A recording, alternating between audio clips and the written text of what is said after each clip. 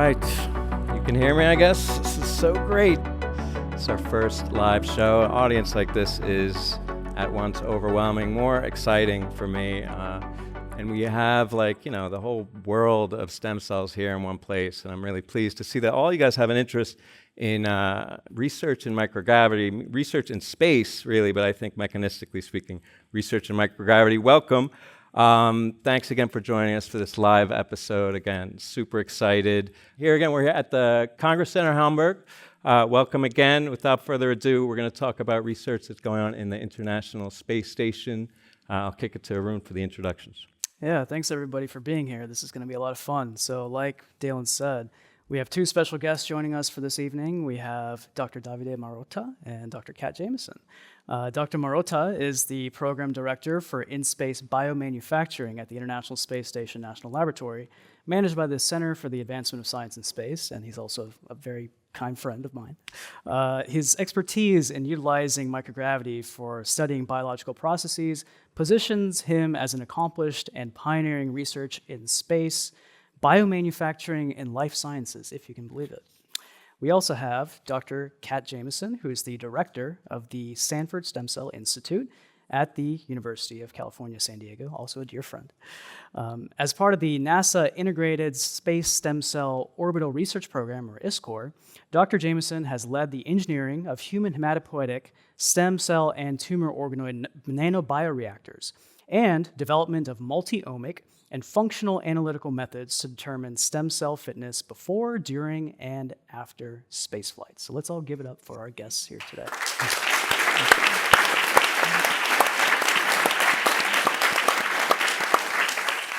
All right, and today our guests are going to be sharing their thoughts on the opportunities and challenges of working with stem cells in a microgravity environment and what this could mean for the future of stem cell-based therapies. So Kat and Davide, thank you so much for joining us here in Hamburg. All right, so let's kick it off with the question I bet you guys are getting from a lot of young researchers, old researchers, not old, but more mature researchers. I think it's the question on a lot of people's mind, why do research in space? I mean, obviously it's awesome and cool, but it's challenging, as Arun said, and it's a tough goal to meet. So make your kind of elevator pitch to the audience and to particularly the trainees out there. What's the benefit of doing research in space? I can go first. Well, the benefit of doing stem cell research and research in microgravity, there are several, but think when you remove gravity from the equation, you remove a force that will influence, the physical world. So everything works differently out there. And when you remove the vector, you will uncover new realities that you were not expecting before. And this will happen, drug discovery will happen, will drive innovation, especially in the biomedical field and stem cell research. Kat, how about you? Yeah, I have a lot of thoughts, but I won't take the whole hour. I think, there have been a lot of experiments done on the ISS. We've got Michael Roberts here from CASES, the Center for the Advancement of Science in Space, in addition to our favorite stem cell biologist working on the ISS. I think there are many opportunities that we didn't really think about. So my friend Janice Studemeyer said, just wait, Kat, it'll be different. And I said, is different a good thing, though? I'm not sure about this. But when you look at the NASA twin study that was published in Science in 2019, what you saw was Scott Kelly came back 2 inches taller. Who doesn't want to be taller? I thought that looked great.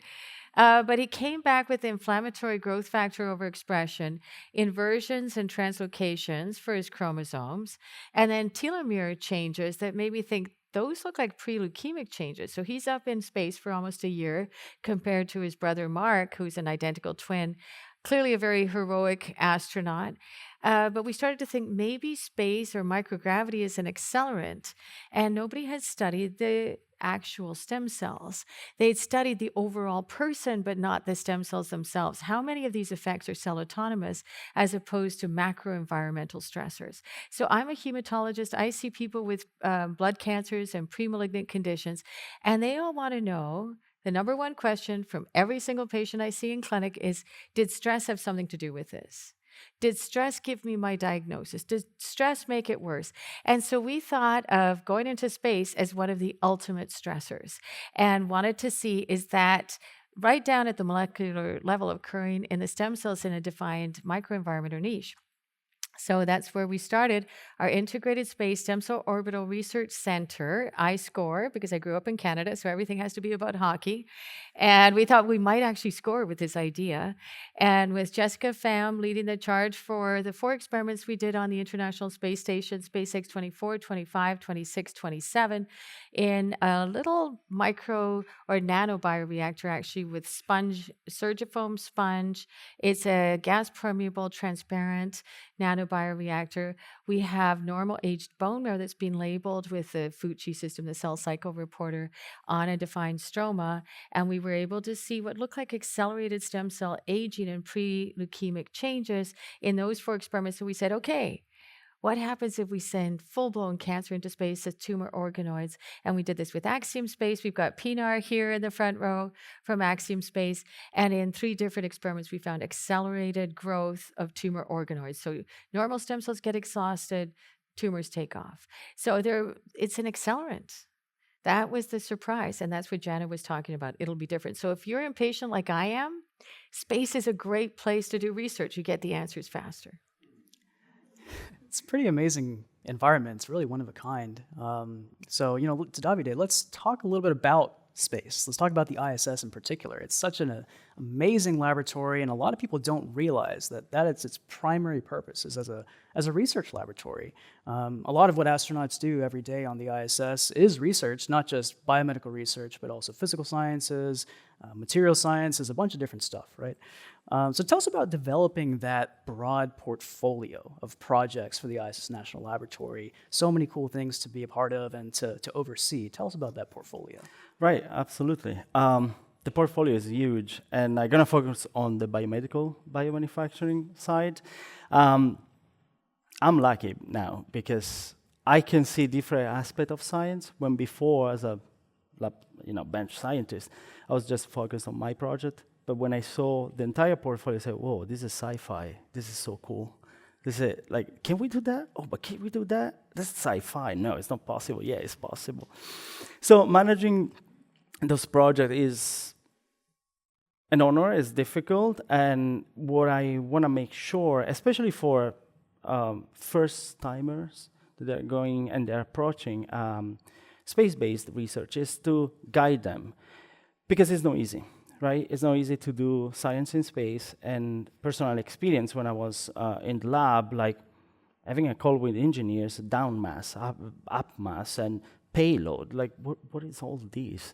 Like, was not clear to me. So they need some guidance also in terms of hardware, where to culture your cells. You need to think of everything. You need to think out of the box to put your cells inside a box. I like that. Michael Roberts was saying today. And it's true. But when they talk and say, oh yeah, we can do these microfluidics and the other stuff. Yeah, but have you thought about bubbles, for example? Say, no. Say, yeah, you don't want bubbles in space for many reasons. So, those little things that every day in terrestrial lab, we don't think. So supervising the portfolio, it's a responsibility to make sure that every project is successful and put every lab team in a position of success. Not just in terms because, as a cost, and once you are up there, if something goes wrong, and you lose your experiment. But also in terms of innovation and driving innovation for us, for patients on Earth. Because tomorrow I might need that cancer anti-cancer drug, I might need a new meniscus that we are bioprinting on space. Actually, I need it maybe because it's popping too much. So, mainly these are like driving innovation through the lens of guiding the teams. Yeah, and you talk about the bubbles there. It's really salient to me because that's how it is, right? That's science. Everybody knows that experience. You fail. Right? You try something, it doesn't work. Oftentimes it's a technical issue, and so you debug it, you troubleshoot, and you get to a technical platform where you can actually do the experiment. And even then, sometimes it's a negative result. So there's all these unknowns the basis of science and advancement of science is failure.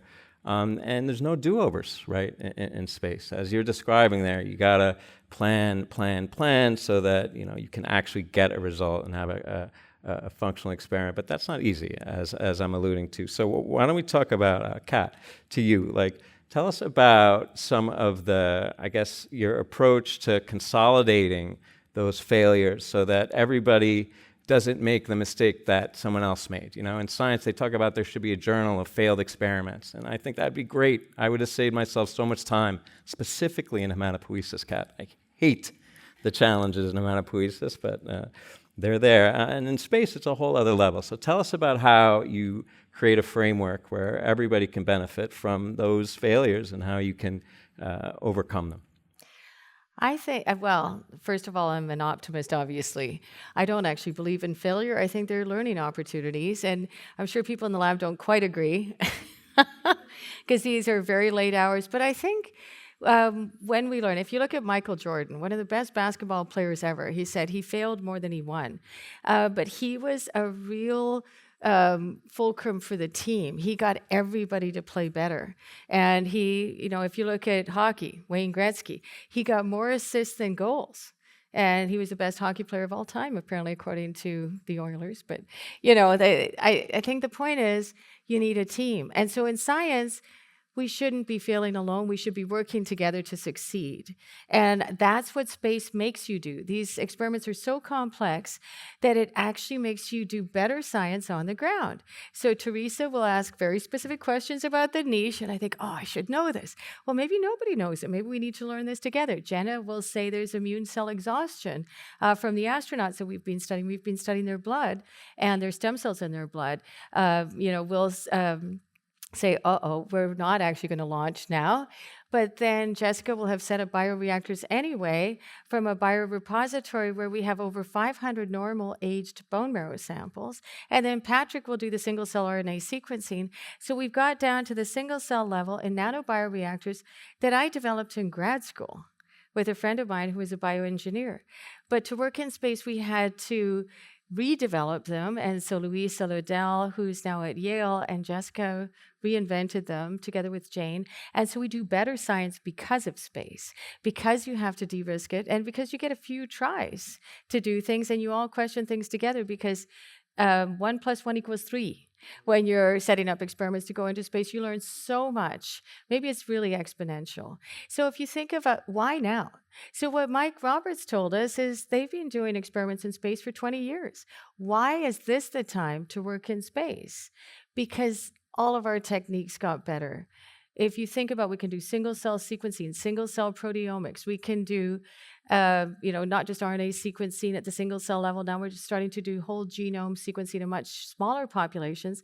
And there's human-specific biology, like our stress responses and our anticipation of stress. So I think this is what we're really seeing in the astronauts, the private crew, is that there's biology that comes from understanding, I don't know what I'm getting in for here. You can't study that in a mouse. You can't study it in a fruit fly. You can't study it in a zebrafish. And this was something that was discovered by Paul Frenette, another Canadian, where he discovered there's a fight or flight response or beta-adrenergic signaling in the bone marrow. So we mobilize our stem cells in response to stress. And that's what we're seeing 2 days before launch. So there's an anticipatory stem cell mobilization that we need to understand. So there's a lot more human biology that we can understand because of all the work done by Davide, by Mike, just the two of them, but the whole team. If you want to work with people who never give up, work with astronauts, work with NASA. It's a really fun environment. So I know that's a long-winded response. No, that's perfect. But these are really special people who are undaunted by difficulty. So if you remember the JFK quote, we do things not because they are easy, but because they are hard. You work with wicked smart people, and good things are going to happen. So I don't see failures. I see opportunities, and I see a whole brave new world out there where we can work together. And but as you pointed out, these are public failures. Everybody's watching the launch. We're watching our experiments in real time.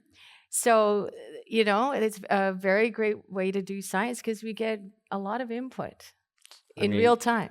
a great way, but high stakes, a High lot stakes, of pressure. So high risk, high it takes a reward. lot of courage. I got to hand it to you. And that is a great answer. That's an inspiring answer.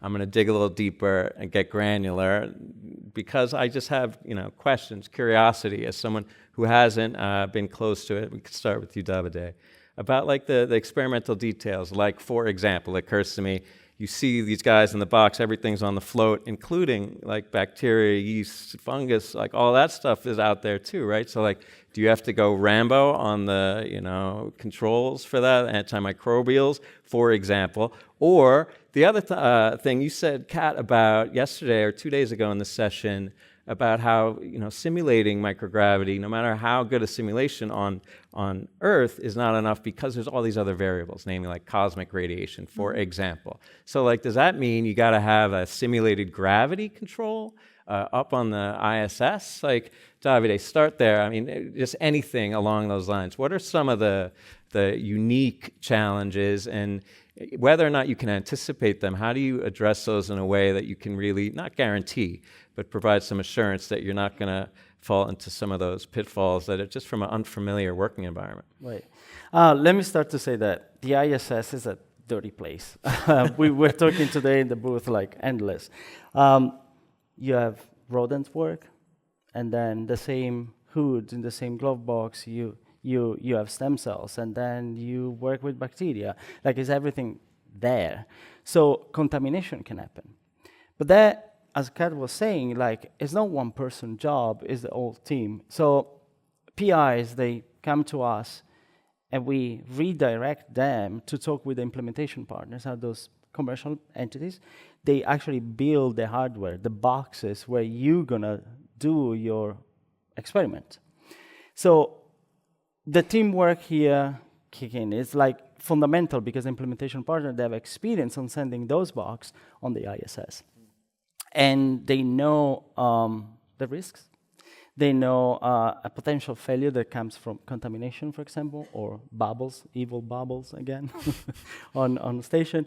So along the risk, which we call ground validation test, is a de-risking phase of your experiment before flying. Contamination can happen. I mean, it happened to me on the first flight, SpaceX 18, and came back and there was nothing. And I say, great, now what? Another flight. So we went up again, but we learned on top of that mistake. It's the risking ground validation test in the lab, and teaming up with people that had experience before on flying on station. They know the risk. Anything can happen, without saying what happened or who. Like, there is a NG21 very soon. It's gonna go up on August 3rd. There's a group. It's gonna send the experiments on station, and everything was ready. A year and a half of testing on the ground. Hardware is fine, but now something happened, and we need to solve this problem. So we have been brainstorming to solve that problem, which was a microfluidic problem, but it's too late. So what are we gonna do? Panicking. Teamwork again. Like, brainstorming, let's solve this, we can try in a week, and we go up. And you can do. We always done, in the past, science always been a teamwork. We have been losing that nowadays, but in the space industry, in the space-based research, we are trying to revamp the sense of community and sense of teamwork. Also being aware of competition. Competition is good, is healthy, but teamwork is even better. How about you, Kat? Do you have any kernels of how the controls can be either challenging or interesting in and of themselves? Yeah, I think that the bar is very high for all of us that are doing research that's translational. We're trying to get it to the clinic, and this is where NASA is actually getting involved in space biomanufacturing. I think the kernels are the same scientific kernels for all of us. Rigor, reliability, reproducibility. We have to have rigor in all of our experiments, and we're really beholden to our own systems. And so basically, by perfecting systems on the ground, we've had more rigor, more reproducibility, more reliability for making these closed systems that have much lower chances of contamination for your tissue culture. So these systems that we've made with the nanobioreactor that has a 3D sponge, which is much more compatible with bone marrow, what it actually looks like in the flow rate. We have automatic exchanges of media in a cube lab that was made by Space Tango, and it has an Etaluma microscope that can detect our fluorescence or fluorescence reporter, so the fluorescence ubiquitination cell cycle indicator. So we haven't had a problem with contamination because we knew about previous problems with contamination, and knowing that the space up there is not that clean, unlike what I originally thought. So we've actually found that these nanobioreactors work better on the ground than our previous tissue culture systems. 3D is always better than 2D, and media exchange that's programmed is always better than us tampering with our cultures, because we can get fungal infections on the ground, bacterial infections on the ground, and mycoplasma. These are not unique to space. These are problems we all have if we do tissue culture on the ground, especially if it's long-term tissue culture. In terms of trying to correct for microgravity or G-force or other cosmic galactic radiation, I would say a couple of things. One, we're now studying space for space. We're studying space because a lot of people are going to be working in space, playing in space. That's just Davide, but the rest of us, maybe Arun too. Arun's going to be working in space. Anyway, so we need to know, for the people who are going to be commercial crew, what is their chance of having accelerated stem cell aging, pre-malignancy, or malignancy? So it's space for space. This is going to be a thriving economy 250 miles above us. And there's Varda, there's VAST, there's Space Tango, there's Sierra Space. We've got a lot of companies we're working with already. In terms of Sierra Space, it's going to, instead of drowning your payload in the ocean, it's going to land your payload on the ground. So they'll go up to Axiom Station, which should attach the ISS in 2026, and then they'll be able to land your payload on the ground on any runway that takes a 737. So that's the space shuttle time. So it's space for space. Space matters just because space matters. Because we're going to be living up there.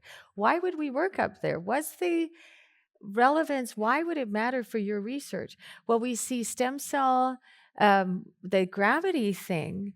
You think about fight or flight response. What happens when we mobilize our stem cells out of the bone marrow into the peripheral blood? They're coming away from their niche. They're now no longer quiescent. They no longer have that polarity that comes from being exposed to the self-renewal agonist in this polarizing environment. They're non-polarizing environments in microgravity. What does that create? Symmetric self-renewing divisions. So if you want to look at what does a stem cell do, self-renewal means to divide without differentiating. It self-renews more in space. There's hyperproliferation. But how many times can you go through self-renewal? 5 times. A normal stem cell can self-renew 5 times before it undergoes replicative senescence or hits the Hayflick limit. And that's something that has been shown by a lot of people. But cancer stem cells don't care, and they take off. So it's a perfect environment to understand stem cell aging under conditions of stress and mobilization because of stress, where you get that lack of polarity. And then you have cancer being unstressed. So we're trying to understand what that is. But in terms of, how do you look at that polarity effect on stem cells, and then the tissue, whether it's rigid or whether it's soft, those are all really important properties of stem cells, what the stem cells are having to deal with in different niches, including metastatic niches. And this is what Teresa's working on in the labs with CETO. So if you look at all the sessions that were happening at this International Society for Stem Cell Research meeting, there was a whole session on mechanotransduction in stem cell niches and stem cell populations. There's also a Nobel Prize for that. Artem Patapoutian won a Nobel Prize for discovering mechanosensation. So I think we have to look at different properties of stem cells. And the thing about space is it makes you look at that. Galactic cosmic radiation we cannot model on the ground. because it's protons and neutrons, not just gamma radiation. In terms of G-force, we put our cells through G-force all the time when we centrifuge them. 3G going up, 3G going down. It's less than 6 minutes each way. So really 6 minutes going up. Sometimes coming down, it's a little different. Hopefully not 6 minutes. But so I would say the other way, to throw the question right back at you, how do you introduce the stress responses that are kind of unique to humans into your systems on the ground? The good news is I'm not answering the question, but I'll take that one over to Arun. Well, as somebody else who does research in space, I do think a lot about experimental design and a lot of what we've been talking about. And one thing that comes up a lot in our brainstorming, and I'm sure in your brainstorming as well, is how do you get the most out of a limited data set? Because this is a big problem. Oftentimes the N values for your experiments can be pretty low because you have to consider a lot of variables like astronaut time. Astronauts are busy. They're not just doing your experiment. They're doing a lot of other experiments. They're fixing the toilet on the space station, all these kind of things, right? Which is it's important. You think about up mass, down mass, which basically means how much mass goes up and down from the space station. Certain NASA safety regulations. There's certain experiments that you cannot do up there because NASA doesn't like trizol being on the International Space Station, believe it or not. So you don't always have the liberty to do that perfect experiment in space. So in both of your opinions, what sort of technological innovations in this area, like automation and increasing throughput, are you the most excited about because they're going to enable you to do that, potentially, that perfect experiment? For me, it's a short answer. Automated reprogramming in space, miniaturized for iPSCs that can fit, or bioprinting machines that would increase the yield and will scale a bit at the moment. And also high throughput for drug discovery. We do need that because at the moment, like, we rely on, let's say, I'm saying just a number, like 20 organoids in space, and we challenge with a drug. That's not enough. So we need statistical significance and clinical relevance. So those two will change the game. Well, my dad was a coal mining engineer. I know this is a little too personal probably, but he always said, take a closer look at your data. He would dig very deeply into coal mines and actually build some of the longest mines that went right under the ocean in the country I was born in, which was Chile. And so he always said, dig deeper into your own data. And he had a photographic memory, unfortunately, and so he could remember my slides if I presented. Those error bars were too big. But the point is, we dig really deeply into the data. So we use every potential method to say, how different is ground control? Because we always have a ground control for what's in flight. We've had 7 missions to the ISS, actually, and we have done a lot of iterative experiments because we had to get ready for those missions. So it's a lot of practicing. So it's like practicing for the Olympics and being Simone Biles, but as a team. So, we can't get the twisties, as you pointed out, because you don't get that many shots at this. But we take every opportunity to divide what we get back into many different buckets for analysis. We do single-cell RNA-seq, we do whole genome sequencing, we do whole transcriptome sequencing, cytokine analysis. I think the key is automation, but the key is also using real-time reporters of stem cell activity. So we've had a reporter for cell cycle, but we've also got a reporter for a gene that is a self-renewal gene for stem cells called 8R1 that turns on bright green if the cells are activating that pathway. So we've used that in the Axiom missions to see, wait, cancer is turning on this cancer cloning gene 8R1, and we used it to accelerate the development of a drug that we're trying to get into clinical trials by early next year called Rebexinib. That accelerated the path to development of that drug because we went into space, and that's something we're going to be working with NASA on the In-Space Biomanufacturing grant that we just got, because we can do oral formulation more easily in space because microgravity allows for better flow chemistry. There's no resistance. Number 2, we can do protein crystallization. You get more homogeneous crystals. That was shown by BMS and Merck when they crystallized Keytruda binding to its target PD-1. They couldn't do that on the ground because they had heterogeneous crystals on station. You get homogeneous crystals. They were able to finally resolve that crystal structure and make a new formulation. So now it's an injectable that the FDA is just about to approve. So it's about acceleration and an accessibility feature for making new therapies. And these are things we can't do that quickly on the ground. The final thing, because we've talked a lot about stem cells, but how do we drug stem cells? This is what Davide brought up. A lot of the drugs we're trying to make are synthetic derivatives of natural products. They're macrocyclic drugs. It's really hard to make these products on Earth, and we think that it's going to be easier to get a chemoenzymatic catalysis process going in space, because Michaela's mentioned kinetics may be different. So we're trying to be open-minded. We're also trying to be realistic, but we've already had this major boost and acceleration in how we develop one drug. So we're looking to this space to partner with other people, because if we could do this as a very tiny team with our implementation partners with NASA, imagine if all of you in the room get involved in this. It's going to be a thriving place for science where, we've had a lot of opportunities since we first started the experiments in 2021. So that's 7 launches. We are doing 2 more, one just after September 26th, no earlier than September 26th for Dream Chaser. And then the next one will be Axiom 4. We're looking forward to Axiom 5. So once you're in with both feet. Yeah, you talk about a growing space economy, and a lot of familiar names to us have come up here in this conversation, like Axiom Space, Dream Chaser, Space Tango, so on. It's really the era of private spaceflight right now. NASA is not the only way you can get up there now. You can take a SpaceX rocket, Falcon 9 rocket, exactly, right?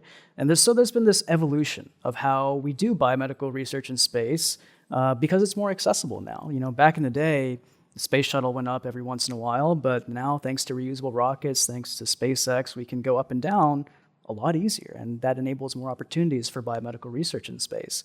We have new space stations going online pretty soon, like the Axiom space station, and within the next decade, since, believe it or not, the International Space Station is not going to be around forever, potentially only by the end of the decade. So a big element of these new stations will be designated biomedical research laboratories. There's going to be more opportunities for potentially you guys to do research in space. So talk about this new era of private spaceflight. What does it mean? How is it enabling biomedical research in space? Is it better, worse than the old days? What's different? Tell us about private space. Well, I'll start. I can say the new era is already started. It's here. It's not a future. We're already living on it. But in the near future, with the presence of commercial platform, commercial LEO destination, we call CLDs, and new rockets like Starship, that will enable even more science in microgravity, reducing the costs. Because one of the questions I was getting at the booth as well, very common questions, but it's very expensive. I say, yeah, it is expensive, but science on Earth is not cheaper. The thing is, sooner we will reduce the cost of these, the logistics, the transportations. Another problem we need to solve to enable a better, more efficient space-based research is the schedule of the rocket launches to help the researchers. Yes. You guys can say something about that. Because can get out of control. You are ready with your stem cells and your organoids today to hand over your payload to NASA to load, the rocket, and then, oh yes, it's going up. 10, 9, scrapped, cancelled. What are you going to do with your cells? You need to rethink. Say, how can I save the organoids? How can I save the stem cells? So with a more reliable schedule of the launches, but sometimes it's difficult to predict because depend of weather. So if we have a lightning storm in Florida, which is very common, and honestly I've never seen before, clouds next to each other, just shooting lightning, is where is the rain? And the rocket cannot go up, so it's scrapped. So yeah, that's reducing the cost, enabling more science in microgravity. And the new commercial LEO destination will have dedicated spaces. So the work we are doing now at the ISS National Lab in terms of biomanufacturing is pioneering, because we are, I don't want to say exploring avenue, but we are studying, we are working with different projects, and we know what spaces we will need in the next space stations in terms of cell culture labs. We will need a GMP facility. It's going to be a GMP module. It's going to be a GMP box. We don't know. We are brainstorming the whole community, like public and private sectors. Like we talk about this, like how we can we solve, and this is going to happen in the near future, and then will enable not just an enhanced R&D in LEO, but also a manufacturing of a product that will go into patient cells, for example, in a GMP facility in LEO. Yeah, and pretty much cost, really. Again, I'm an optimist, so I just see opportunities here. I've started 3 biotech companies. It's been good, bad, or ugly. I mean, it can be, but it's exciting.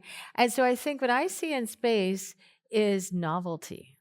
There's no prior art. So all of you who have patented will know prior art matters.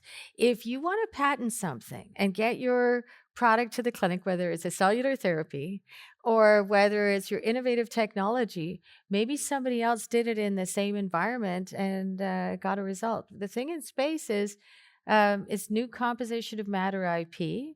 It's new technology because of the environment it was developed in. It's going to be a hugely profitable place to do science because there's very little competition right now. That's going to change as everybody figures out, wait a minute, I could get new composition of matter IP. When you have 2 of the richest people in the world working in this seemingly tough environment, they're doing it for a reason. They're getting a leg up. When you have 2 of the biggest pharmaceutical companies working in space in the world, they're doing it for a reason. Getting Catriona and knowing that it binds to PD-1 and that they could change the formulation for BMS and Merck, it's actually a Merck drug, that's a multi-billion-dollar drug annually, and now they can give it as an injectable.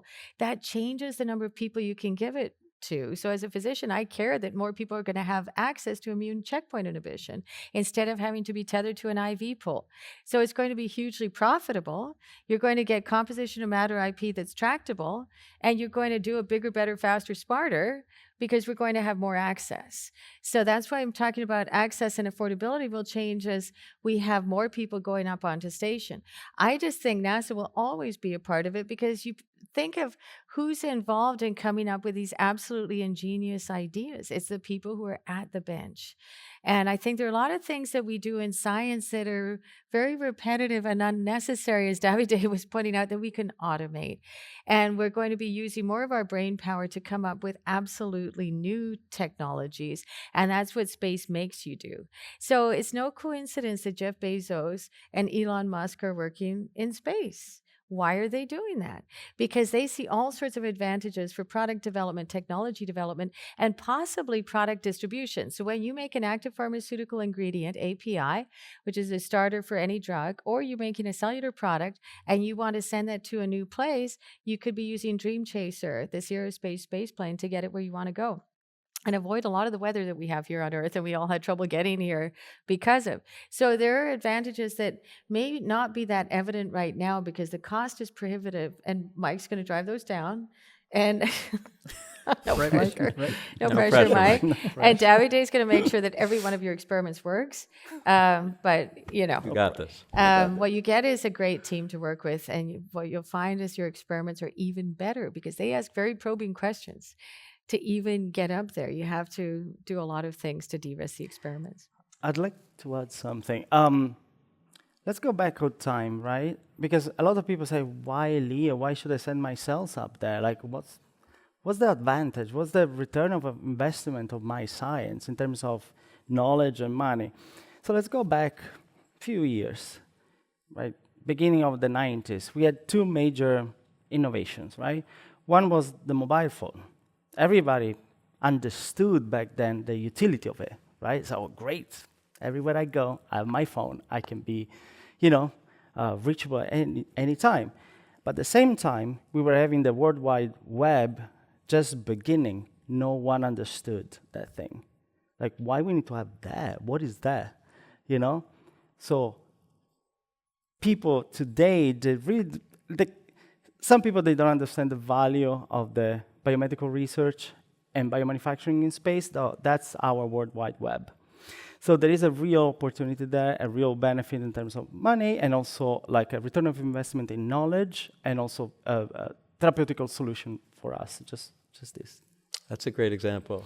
And I want to also get back quickly to the notion you may alluded to of competition, right? And I think that the space race, that was the great ancillary benefit, right? All the tech that came out of that is now we all take for granted. Wouldn't have happened, right? But I think at the core of that was the competition for a defined goal, right? And as we're describing it, it's kind of like open territory, free for all in space, as you were saying. Go do it in space, you'll be the first one to do it there. Is there like a holy grail of space research? Is there something that everybody is working toward that would be, the Catriona, whatever that thing is called, crystallization thing, that's a great affirmation of the potential, but is there one thing like the moon that everyone's gunning for, a kind of universal holy grail? I don't know. I mean, there are advanced materials you can make in space. If you look at when I'm on call for the ICU, or as a hematologist, I have to go to the ICU sometimes. That remote sensing technology came from the ISS. It's an advanced material that allows the conduction of those signals to happen much faster, so we didn't have to be by the bed the whole time. Velcro came from the International Space Station, and experiments done up there. So as Davide was pointing out, there's some things we can't even imagine yet, and that we're getting glimmers of. But I think the biggest opportunity right now, the holy grail, and I'm a stem cell biologist as well, so I see it as biomedical research, is this stem cell space race, because we can understand how stem cells function faster. So it's not just about purifying the stem cell populations as they proliferate in space. It's about why are they doing that, and how can we understand how that gene works, or that epitranscriptomic pathway works. It's just a lot more scientific because the tools have advanced, but so has AI. So we can automate that. So when we're working with Space Tango and we're trying to see where is our stem cell population in this sponge, in the nanobioreactor, we have an AI algorithm to go back to the exact same preset. Why aren't we doing that on the ground? That makes it better science. But in terms of what we do with biomanufacturing, consider small molecules, biologics, cellular therapeutics, antibody drug conjugates, all of that may be better in space. So it's not just new composition of matter IP, it's that some things cannot be resolved on the ground. So they're difficult to purify proteins, like the ADAR1. It's just very difficult to purify in the presence of gravity because of just getting heterogeneous crystals. So I think a lot of people are going after protein crystallization, but they're also looking at the intermediate. So basically, when you develop a drug, what you're stuck with is the patent lifespan. It lasts for 20 years. What if that expires and it took you 15 years to get through clinical trials? That's a bit of a problem. But if you've purified every intermediate, you've actually extended the patent portfolio. If you do this for cellular product development and you know what differentiated, if you've automated the IPS process and you know how to direct differentiation more efficiently, all of that is what you can get intellectual property on for method of use. So I know it sounds like I'm a patent lawyer. I'm not. I want things to get to our patients. If you don't patent it, it's not going to get into a patient. Nobody's going to want to take the risk of picking that up and making it into a commercializable product. So I say it behooves us to use the best environments to get some of these answers. And you're not going to get all the answers on orbit or on these commercial or NASA platforms, but you're going to get some unique answers to some particularly challenging problems. And that's what's already happening. It's nice not to have competition. But I think competition makes us better. I think it makes science better. I think it makes products better. And I think patients get better outcomes. I've learned a lot about patent protection from you in this panel, I must say. But there is certainly, that's part of the motivation, I think. But looking at and talking to some of the trainees who on the side who are coming to the session, I think as much as achievement in science and the betterment of mankind is a big motivator, I think a lot of people, maybe secretly, maybe not so much secretly, I know Arun makes no secret of it, would like to actually go to space. All right, so Davide, if you had to maybe paint a picture for the trainees in the audience at the beginning of their career, like what do you think it really is going to look like? This is the decade of results, as you said. Following a decade of utilization, are we looking forward in the next decade to seeing actual, stem cell researchers, trainees across the board having access actually to the ISS or an equivalent? Talk about that for a minute, your vision. Absolutely, yes. I want to go to space. That's my hope. I'm ready to go. Because we really need the scientists to go up there and take care of the research. And thanks to the commercial partners, like now is a reality. We have already experienced private commercial flights with private astronauts. They're not necessarily linked with government entities, but they are private citizens, commercial citizens, and they're going there not for space tourism. They're going there to do work. Like, they do science. They don't sleep. They take care of the cells. Like, you go there and work. It's not like a walk to Leo, no. So in the future, in the next decades, the decade of production or manufacturing, I expect and I hope and I'm really confident that scientists will go up there. And I want to go too. Maybe I can. I'm the first few trips, I'll show you the way.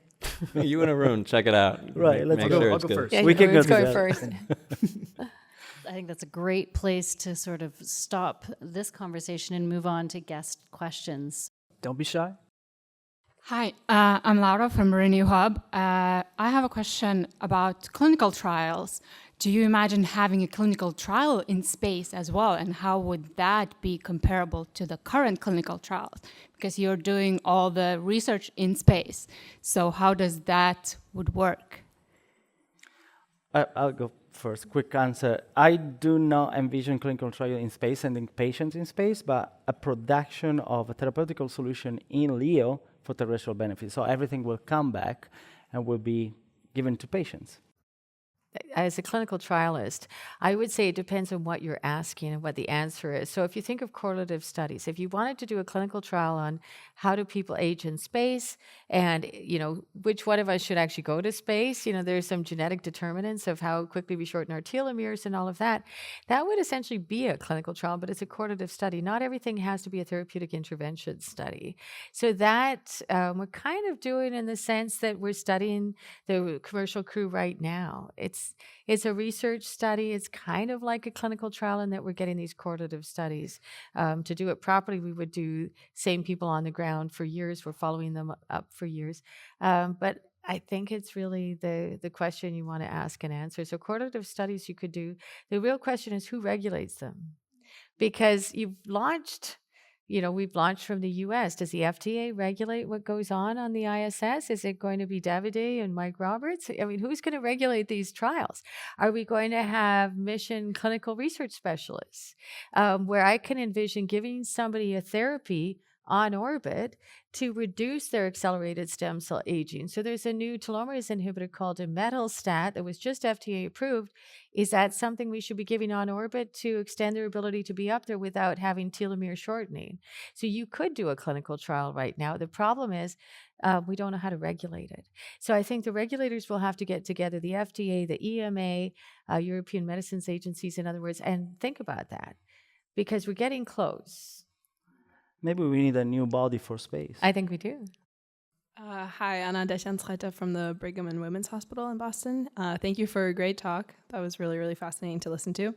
I had a question. I know in the history of research, space research is in its infancy, but I was wondering if you think that the research that's being performed there right now, where you're collecting blood samples from the astronauts or whatever, for an example, if that is at all subject to a selection bias potentially, and your thoughts on how to diversify research in space. I think it's Davide's point, giving more people access to space as scientists that are following their own experiment into space. That will get rid of some of the bias towards superhumans because right now they train for 22 weeks for the Axiom crew, I know. before each launch. We've also got NASA astronauts who by definition are fearless. So, I mean, they're not normal, but they're superhuman. That's all I can say. But as we make space more accessible, there will be people going up, not just Jeff Bezos, not just William Shatner, but there will be more people going up for space tourism and to have fun up there. You know, Virgin Galactic has its own way of doing things. So I think as we do that and we start to set up these testing systems that you could all be part of, you could develop your own stem cell fitness assays that would be used on people that want to go into space. So I think that's a way to democratize accessibility to space and increase diversity, equity, and inclusion, have more people go up there. Absolutely, and let me add one thing. We are in Europe, and ESA actually started to recruit astronauts with disabilities. So we have astronauts, the class, I think 20, don't remember. But then they opened the selection to astronauts with disabilities. So soon we're gonna, globally speaking, and for in-space data set, we're gonna have those data as well. So we're gonna have a glimpse that we can put together with the commercial partners that send normal humans as well to space. So yeah. Normal humans. Yeah. Yeah. Quick question: who wants to go to space? Raise your hand. Oh, Okay. That's good, right? And maybe you will. Maybe you will in the next decade. Who knows? Well, I don't want to. You need to sign on the book. Listen, I don't want to throw cold water on it, but can we talk about poor Scott Kelly for a minute, or was it his brother? So I just want to know, in terms of that study, I know you guys aren't running it, but you must have some insight. Is there like follow-up? Like, how long are they going to follow him to see if he comes back? Is he going to shrink 3 inches? Like, is that, because that's the only direct one-to-one comparison, but now is every astronaut who goes up getting a full panel? Like, are we being pretty vigilant about the physiology and, you know? Yeah, I think NASA's being vigilant, actually. They collect a lot of information, not as much stem cell information because a lot of their samples are put in -80 freezers. So I would definitely focus on viably cryopreserving that. And we have conversations with NASA, including last night with the NASA administrator on another pseudo podcast, not as exciting as this one because there was no audience that we could see. But I think we do have to think about the safety. In terms of the way we're doing it, we don't get to follow up Scott Kelly. NASA does that. But there are a lot of former astronauts who are out there. So 600 people more now, have been to the International Space Station, and they've kind of retired out of NASA. We could do a New York Times or Washington Post or newspaper thing saying, if you were an astronaut, if you're a former astronaut, please send us blood in this tube or saliva or something, and we can look for clonal hematopoietic changes. We can actually look to see, do they have sustainable or irrevocable changes, or are some people really just fine? But it doesn't stop at astronauts. We could do that for fighter pilots. We could do that for flight attendants and airline pilots. You know, there are stressors just from being a little bit too far off the ground that may be kind of similar. So I think we have an opportunity as a community of stem cell biologists to develop new tools to look at stem cell stress, and we can apply that to astronauts as we get a more regular, more broader representation of humanity. Well, yeah, that's the exciting thing, is that we're reaching a threshold now, right, where enough people have been up and down. Yeah, hi. Thanks for the fascinating session. It was really nice to hear to you. This is Rakhi from Calcutta, India. And you mentioned about stem cells and you mentioned about telomere lengths. I was just wondering, have you looked at what happens to differentiation potential of these stem cells up there? Yes, we have. And Jenna can show you reams and reams of data. Our lab is really focusing on if are they just undergoing self-renewal but then differentiating, and what do they differentiate into? Are you getting the same number of T cells, B cells? Are they Tregs? Are they CTLs? You know, what kind of cells are being made, and are they functional? So we do self-renewal and survival assays and clonogenic assays to see the type of colonies where stem cell technologies actually makes the best media. I'm doing a plug for stem cell technologies here. Anyway, just saying. You know, I lived in Vancouver for a long time, but those are the reagents we use. But anyway, you can look at differentiation that way, but then Patrick is going to tell you by single cell RNA sequencing what kind of cells are coming out. So the really interesting thing is we did see some loss of self-renewal in the cells that came back. But at what point does that happen? And this is what we're trying to understand. When is the point of no return? Is it safe to go up for 10 days but not 30? And this is what we're studying, not with the NASA crew, but with the commercial crew. So they go up for different intervals. So we're able to get their stem cells back to say, are they differentiating? Are they getting myeloid lineage bias that would go with aging? And is that something that's sort of predetermined, heritable based on your telomere length? Or are there extrinsic factors, stressors that are causing that?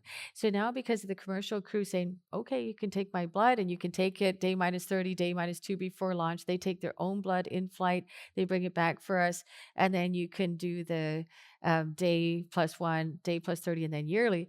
We're able to look at blood stem cells. But what about other stem cells? We can make iPS-derived cells from the CD34 positive cells we're getting in the blood and say, maybe it's not just about hematopoietic cell fate. What about neural stem cell fates? So we can actually start to look at that, provided they're going to give us another 10 mils of blood, please. So lots of things to do. Actually, on the differentiation note, very briefly, when I sent the brain spheroid with microglia on microgravity, I noticed a burst in neurogenesis, gliogenesis compared with ground. So that was a positive effect on my brain organoids up there. So we observed a reactivation of differentiation on.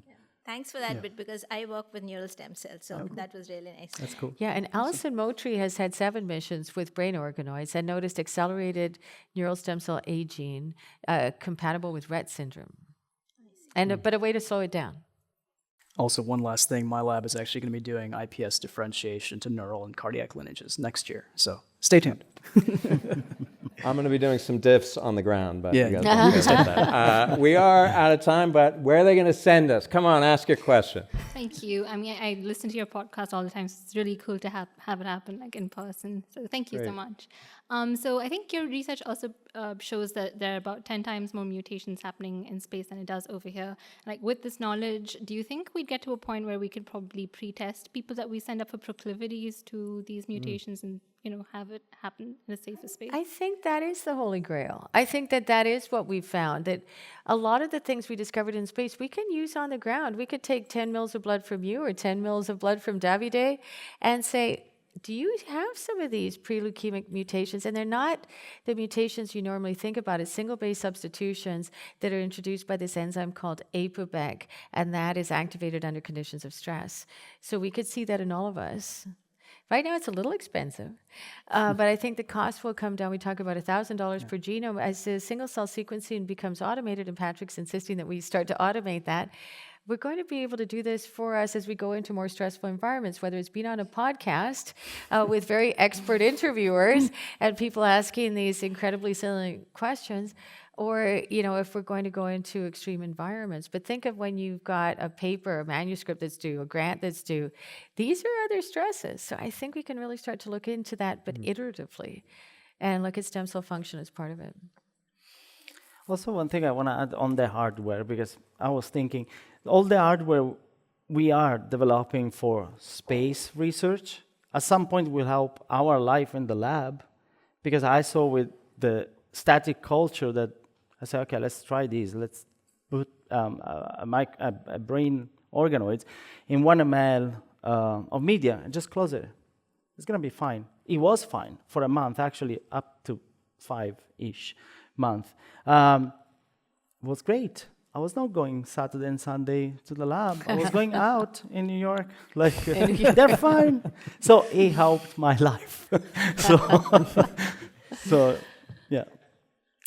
All right, well, that has been a great session. Thank you guys so much for sticking around. Last session of the day on day 3. That brings us to the end of the show. Thanks again to our guests, Cat Jamieson, Davide Marotta, for joining us for this great discussion. A big shout out to the audience, too. You guys have been great. Again, thanks for sticking around.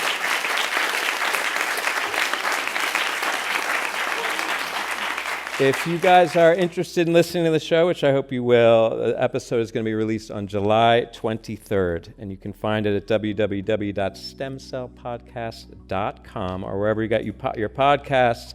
You can also reach out to us via email at info@stemcellpodcast.com or on X @stemcellpodcast.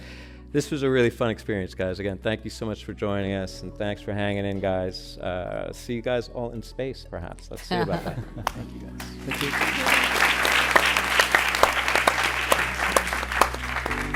They're going to have to start calling it the Interplanetary Stem Cell Society. Oh, you never know.